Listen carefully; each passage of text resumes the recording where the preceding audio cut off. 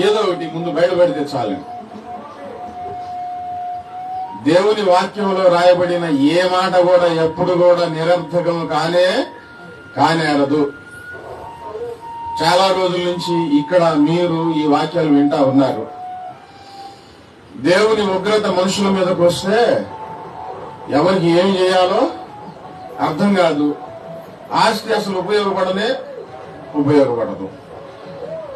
దేవుని ఉగ్రత నుంచి మళ్ళుకోవాలంటే ఒకే ఒక్క మార్గం. దేవుని ఉగ్రత నుంచి తప్పించుకోవాలంటే ఆయన పాదాల దగ్గరికి వెళ్ళి ఆయన పాదాలు పట్టుకోవటమే, ప్రభువా నన్ను కనికరించమని ప్రాధేయపడటమే, వేడుకోవటమే. అప్పుడు ఆయన ఉగ్రతను మళ్లించుకుంటాడు. రెండవది, మన స్థితిని గుర్తెరిగి ప్రభువా నేను పాపిని, నన్ను క్షమించు, నీ రక్తంలో నన్ను